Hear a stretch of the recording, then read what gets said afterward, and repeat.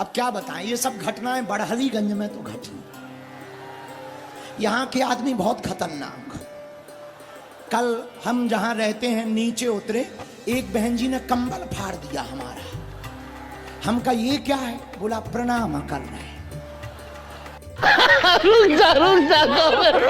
हम कही जय हो बहन जी, कोई कपड़ा तान कर फाड़ कर प्रणाम करता है?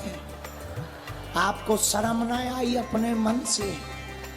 जब तक दूसरा बोला गुरुजी, जब तक पीछे से एक लड़का ने, नया लड़का है, मोबाइल लिए था, उसने हमारी चोटी तान दिया। हम कहा ये क्या है? बोला आशीर्वाद दो, आशीर्वाद, बाबा बाबा आशीर्वाद। हम कहा ठटरी के बरे कहीं ऐसा आशीर्वाद लिया जाता? क्या बोला तूने? 4-5 बाल चले गए हमारे हाथ में चोटी के। देखो आज चोटी को पोलियो हो गया। 4-5 हमारे बाल चले गए। लेकिन हद तो तब हो गई, एक माताजी ने भी बाल लाए और पुड़िया बना के रख लाए। हम कहा ये क्या है? महाराज जी चमत्कार। अरे हमने कही माताजी ये छोड़ो, जो बताई ना दैयो कि बालों में भी चमत्कार है, कलई गंजा हो जाए भी। कुत्ता कितने प्रकार के होते पता है तुम्हें? 2 प्रकार के कुत्ता होते हैं। पूछो कौन कौन? एक पालतू, एक फालतू। 2 प्रकार के कुत्ता होते हैं, एक पालतू, एक फालतू। इनमें अंतर क्या है? जिसके गले में पट्टा हो वो पालतू, और जिसके गले में पट्टा ना हो वो फालतू। अच्छा महाराज मतलब क्या? अगर फालतू कुत्ता कोई शैतानी कर दे तो लोग कुत्ते को पीटते हैं, और पालतू कुत्ता कोई शैतानी कर दे तो लोग कुत्ते को नहीं पीटते, कुत्ते के मालिक को देखते हैं। हाँ जी या ना जी? बोलो, ऐसे ही होता ना? तो पालतू और फालतू में यही अंतर है कि अगर पालतू रहोगे तो फिर तुम्हारी पिटाई नहीं, तुम्हारे मालिक की होगी। यही हम तुम लोगों को कहना चाहते, गोरखपुर वालों तुम भी फालतू मत बनो, राम जी के पालतू हो जाओ, फिर संकट तुम्हारा बाल बांका नहीं कर सकता है। अगर अभी तक आपने ये चैनल सब्सक्राइब नहीं किया है तो जल्दी से आपको सब्सक्राइब कर दीजिए, लाइक करिए, शेयर कीजिए, बेल आइकन के ऑल बटन को दबा दीजिए, जिससे आने वाले वीडियोस के नोटिफिकेशन सबसे पहले आपको मिल सकें। चलिए बढ़ते हैं वीडियो में आगे और एक एक चीज देखिए, बहुत मजा आने वाला है। अगर तुम राम जी के पालतू हो जाओगे तो जब संकट आएगा तो वो तुमसे नहीं निपटेगा। किससे निपटेगा? राम जी से। क्यों? क्योंकि सेवक को नहीं देखा जाता, स्वामी को देखा जाता है। तो राम जी कहते राज्यमायुर्मथा दत्तम तथैव सा भविष्यति भृत्यापराधे सर्वत्र स्वामिनो दंडेष्यते। हम स्वामी हैं इसलिए हमें दंड दिया जाए। विभीषण जी इस स्वभाव को देखकर पागल हो गए। बागेश्वर बाबा ने दरबार में मंच पर श्री राम जी के कर्तव्य परायण होने का विस्तृत वर्णन किया। बागेश्वर बाबा ने बताया कि कर्तव्य कितना बड़ा होता है। अगर हम पूरी ईमानदारी के साथ अपने कर्तव्यों का पालन करते हैं तो हमारा कोई भी बाल बांका नहीं कर सकता। कितना भी बड़े से बड़ा संकट आ जाए, अगर हम नतमस्तक होकर श्री राम के चरणों में अपने आप को समर्पित कर देते हैं तो हमारे संकटों का रक्षा भगवान श्री राम स्वयं करते हैं, जिस प्रकार उन्होंने विभीषण की रक्षा की। जैसा ना कोई कृपालु है, राम जी के जैसा इस दुनिया में कोई नहीं है मेरे पागल। का नामा गुण है दृढ़ प्रतिज्ञ। राम जी दृढ़ प्रतिज्ञावान हैं, जो संकल्प ले लेते हैं उसको करके मानते हैं।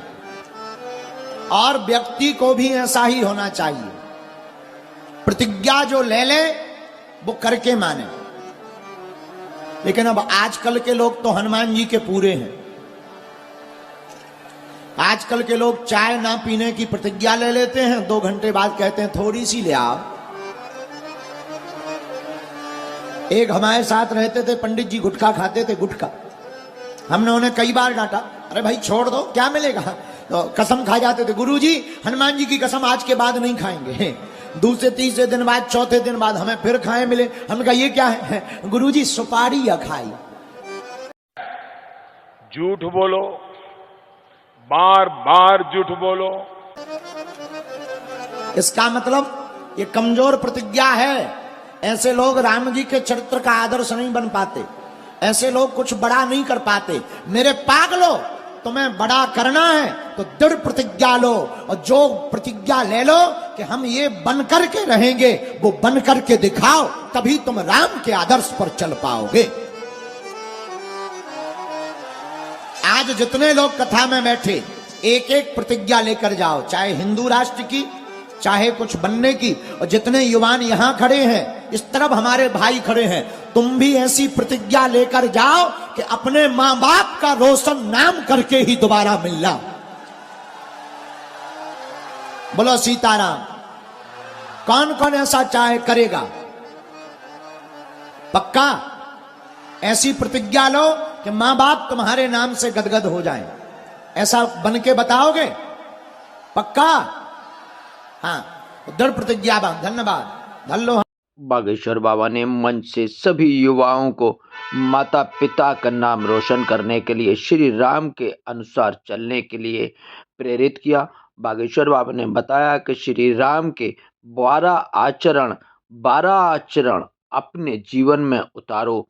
भगवान राम ने 14 वर्ष के वनवास के अंदर 12 आचरणों का प्रयोग किया, जो सर्वश्रेष्ठ हैं। जीवन को उत्तम बनाने में, समाज में मान मर्यादा हासिल करने में, अपने लक्ष्यों को प्राप्त करने में, कर्तव्यनिष्ठ होने में, धर्मपरायण होने में।